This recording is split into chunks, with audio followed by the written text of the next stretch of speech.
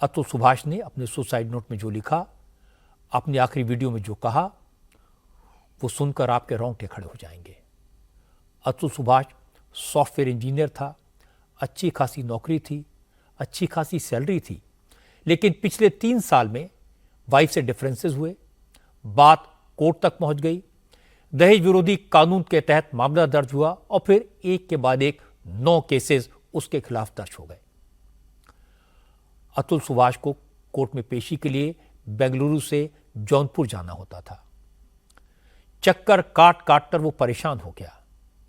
माता पिता और भाई भी मुकदमे के फेर में फंस गए। कॉम्प्रोमाइज के लिए वाइफ ने 3 करोड़ रुपए मांगे। अदालत से इंसाफ के बजाय तारीख पर तारीख मिलती रही। अतुल सुभाष सिस्टम से इतना परेशान हो गया कि उसने जिंदगी के बजाय मौत को चुन लिया। अब बेंगलुरु पुलिस ने अतुल सुभाष की वाइफ और उसके परिवार वालों के खिलाफ आत्महत्या के लिए उकसाने का, मजबूर करने का केस दर्ज किया है। लेकिन इससे क्या होगा? उन बूढ़े मां बाप का बेटा तो वापस नहीं आएगा जो उनके बुढ़ापे का सहारा था। आज जिसने भी दहाड़े मारकर रोती हुई, बेहोश होकर गिरती हुई अतुल की मां की तस्वीरें देखी, उसका कलेजा फट गया। अतुल की मौत ने एक बार फिर दहेज के कानून पर सवाल खड़े कर दिए। इस केस ने हमारे जुडिशियल सिस्टम पर प्रश्न चिन्ह लगा दिए। यह सच है कि जिंदगी से जरूरी कुछ नहीं, मौत किसी प्रॉब्लम का सॉल्यूशन नहीं हो सकती, लेकिन अतुल की मौत ने हम सबको सोचने के लिए मजबूर कर दिया। आज दहेज विरोधी कानून के बारे में सुप्रीम कोर्ट ने क्या कहा, इस मामले पर कानून के जानकार क्या कहते हैं, इसकी चर्चा करेंगे। लेकिन सबसे पहले आपको वो तस्वीरें दिखाता हूं जिन्हें देखकर आपको अंदाजा होगा कि कानून के मिसयूज का अंजाम क्या होता है। इंसाफ दिलवा दीजिए, बस और कुछ नहीं चाहिए। मेरे बच्चा को इंसाफ दिला दीजिए, मेरे बच्चा को इंसाफ दिला दीजिए। माँ जी, हुआ क्या था? आपके बेटा कुछ बोले थे आपको? बोल। आपके बेटा आपको कुछ बोले थे क्या? बताए थे सर? कुछ नहीं बताया। हमसे 10 बजे तक बात किया, 1 दिन पहले तक कुछ नहीं बताया। कुछ नहीं बोल पाया बच्चा। इसके बाद जो हुआ है ना, कानून व्यवस्था, ये अपने लोग की व्यवस्था इतनी कैसा उसको भीतर से तोड़ दिया। ये अतुल सुभाष के पेरेंट्स हैं। मां सुबदूत खो बैठी है, पिता का बुरा हाल है क्योंकि इनका होनहार बेटा सिस्टम से, समाज से, कानून से हार कर, परेशान होकर दुनिया को अलविदा कह गया। राज्यसभा में आज भी कोई कामकाज नहीं हुआ क्योंकि विपक्ष अब भी सरकार के खिलाफ नहीं, सभापति के खिलाफ लामबंद हो गया है। विपक्ष की तरफ से कल चेयरमैन जगदीप धनखड़ के खिलाफ नो कॉन्फिडेंस मोशन का नोटिस दिया गया था और आज जैसे ही सदन की कार्रवाई शुरू हुई तो हंगामा शुरू हो गया। लेकिन जगदीप धनखड़ ने आज फिर सत्ता पक्ष के लोगों को बोलने का मौका दिया तो विरोधी दलों के नेता और भी नाराज हो गए। राज्यसभा की कार्रवाई आज करीब 18 मिनट ही चली। सुबह 11 बजे जब सदन शुरू हुआ तो हंगामे के बीच करीब 14 मिनट तक कार्रवाई चल सकी। इसमें भी करीब 3.5 मिनट तक संसदीय कार्य मंत्री किरण रिजिजू बोले। सभापति ने विपक्ष के डिप्टी लीडर को बोलने का भरोसा दिया, लेकिन उससे पहले ही सदन की कार्रवाई 12 बजे तक के लिए स्थगित कर दी। 12 बजे जब सदन की कार्रवाई दोबारा शुरू हुई तो चेयर पर डिप्टी चेयरमैन हरिवंश थे। उन्होंने 4 मिनट में कार्रवाई स्थगित कर दी, लेकिन इससे पहले सदन के नेता जेपी नड्डा को 3 मिनट बोलने का मौका दे दिया। मौका मिला तो नड्डा ने कहा, कांग्रेस जॉर्ज सोरोस के मुद्दे से ध्यान भटकाने के लिए सभापति के आसन पर कीचड़ उछाल रही है, इसे बर्दाश्त नहीं किया जाएगा। महाराष्ट्र के परभणी में संविधान के अपमान, बाबा साहब अंबेडकर की मूर्ति के अपमान की घटना पर जमकर हिंसा हुई, आगजनी हुई, पत्थरबाजी हुई, दुकानों में आग लगा दी गई, पुलिस को लाठीचार्ज करना पड़ा। असल में कल एक शख्स ने कलेक्ट्रेट दफ्तर के सामने लगी बाबा साहब अंबेडकर की मूर्ति पर लगी संविधान की कॉपी को फाड़ दिया था। जैसे ही इस घटना की खबर फैली तो लोग भड़क गए।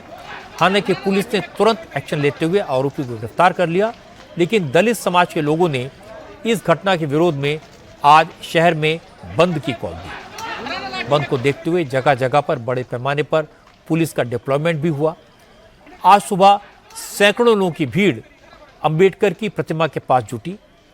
प्रदर्शनकारियों ने परभणी नांदेड़ हाईवे को ब्लॉक कर दिया, सड़क पर टायर चलाए।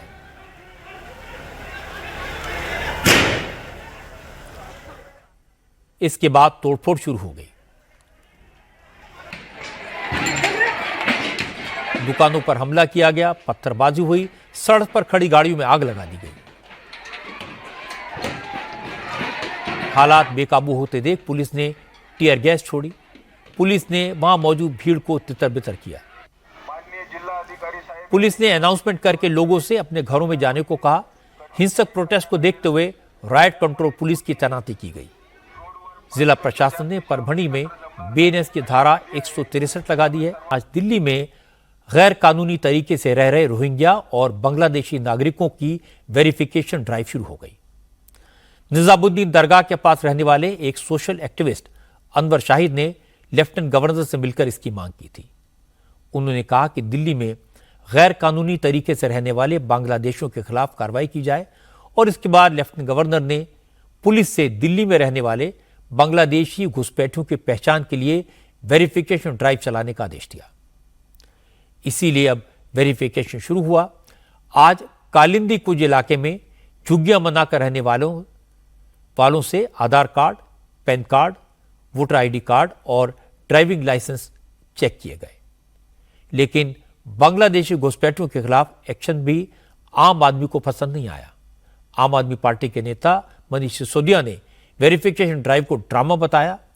उन्होंने कहा urban development minister Hardeep Puri ने रोहिंग्याओं को घर देने की बात कही थी और अब चुनाव से पहले उन्हें निकालने का ड्रामा किया जा रहा है।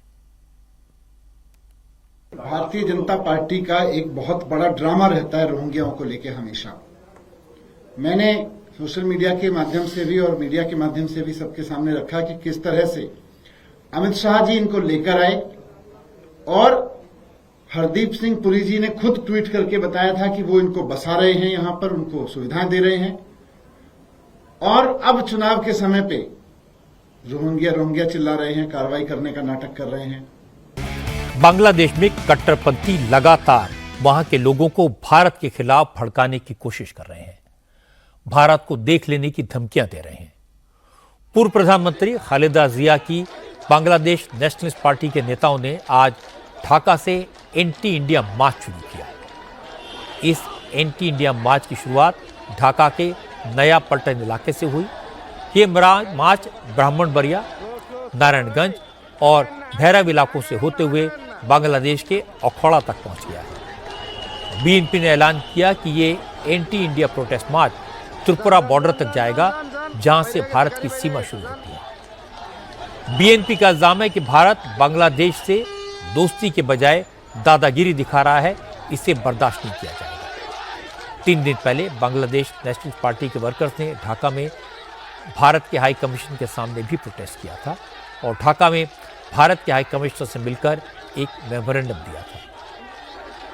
हालांकि बांग्लादेशी सरकार ने पहली बार यह माना कि शेख हसीना के तख्ता पलट के बाद हिंदुओं पर हमलों की घटनाएं हुई हैं, 88 मंदिरों पर हमले हुए हैं। बांग्लादेश की सरकार ने भारत को भरोसा दिलाया है कि वो अपने यहाँ हिंदुओं की हिफाजत के लिए सख्त कदम उठाएगी, कट्टरपंथियों पर लगाम लगाएगी। लेकिन कट्टरपंथी अब भारत को ही आंख दिखाने लगे हैं। बांग्लादेश में खालिदा जिया की पार्टी का एंटी इंडिया मार्च असल में उनकी इंटरनल पॉलिटिक्स से प्रेरित है। ये दिखाने के लिए है कि शेख हसीना प्रो इंडिया थी। अपनी राजनीतिक रोटियां सेकने के लिए वहां के कट्टरपंथी बेवजह भारत का नाम इन्वॉल्व कर रहे हैं। असलियत तो है कि वहां रहने वाले हिंदुओं पर जुल्म हो रहा है और बांग्लादेश नेशनल पार्टी भारत पर दादागिरी का इल्जाम लगा रही है। इसे कहते हैं चोरी और सीना चोरी।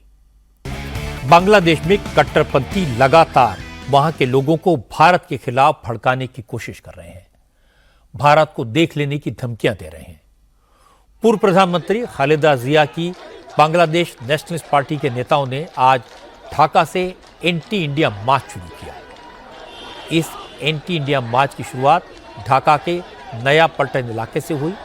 ये मार्च ब्राह्मणबरिया, नारायणगंज और भैरव इलाकों से होते हुए बांग्लादेश के अखौड़ा तक पहुंच गया है। बीएनपी ने ऐलान किया कि ये एंटी इंडिया प्रोटेस्ट मार्च त्रिपुरा बॉर्डर तक जाएगा, जहां से भारत की सीमा शुरू होती है। बीएनपी का इल्जाम है कि भारत बांग्लादेश से दोस्ती के बजाय दादागिरी दिखा रहा है, इसे बर्दाश्त नहीं किया जाएगा। 3 दिन पहले बांग्लादेश नेशनलिस्ट पार्टी के वर्कर्स ने ढाका में भारत के हाई कमीशन के सामने भी प्रोटेस्ट किया था और ढाका में भारत के हाई कमिश्नर से मिलकर एक मेमोरेंडम दिया था। हालांकि बांग्लादेशी सरकार ने पहली बार यह माना कि शेख हसीना के तख्ता पलट के बाद हिंदुओं पर हमलों की घटनाएं हुई हैं, 88 मंदिरों पर हमले हुए हैं। बांग्लादेश की सरकार ने भारत को भरोसा दिलाया है कि वो अपने यहाँ हिंदुओं की हिफाजत के लिए सख्त कदम उठाएगी, कट्टरपंथियों पर लगाम लगाएगी। लेकिन कट्टरपंथी अब भारत को ही आंख दिखाने लगे हैं। बांग्लादेश में खालिदा जिया की पार्टी का एंटी इंडिया मार्च असल में उनकी इंटरनल पॉलिटिक्स से प्रेरित है। ये दिखाने के लिए है कि शेख हसीना प्रो इंडिया थी। अपनी राजनीतिक रोटियां सेकने के लिए वहां के कट्टरपंथी बेवजह भारत का नाम इन्वॉल्व कर रहे हैं। असलियत तो है कि वहां रहने वाले हिंदुओं पर जुल्म हो रहा है और बांग्लादेश नेशनल पार्टी भारत पर दादागिरी का इल्जाम लगा रही है। इसे कहते हैं चोरी और सीनाचोरी। आईसीएमआर के साइंटिस्ट ने दावा किया है कि सडन डेथ के बढ़ते केसेस की वजह कोरोना की वैक्सीन नहीं है। पार्लियामेंट में एक सवाल के जवाब में हेल्थ मिनिस्टर जेपी नड्डा ने बताया कि सडन डेथ को लेकर Indian council of medical research ने लंबी रिसर्च की है और इससे क्लियर हो गया कि लोगों की अचानक हुई मौतों में कोरोना की वैक्सीन का कोई रोल नहीं है। आईसीएमआर ने 19 राज्यों और यूनियन टेरिटरीज के 47 हॉस्पिटल्स में आए ऐसे मामलों को स्टडी किया। इसमें 18 से 45 साल की उम्र के उन लोगों की डेथ के डेटा को एनालाइज किया गया जिनकी मौत 1 अक्टूबर 2021 से 31 मार्च 2023 के बीच हुई थी।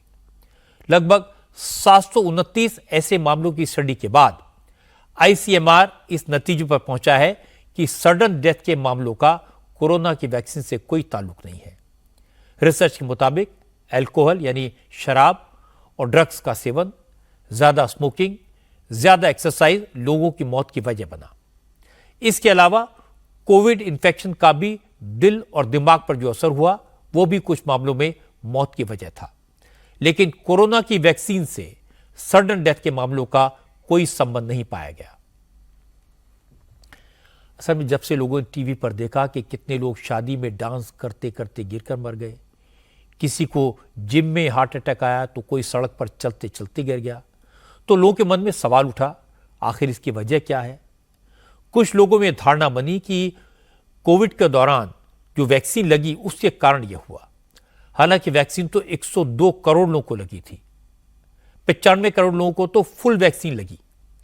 हार्ट अटैक इसकी वजह से हुआ, इसका कोई साइंटिफिक प्रूफ नहीं था, तो भी लोगों को आशंका थी।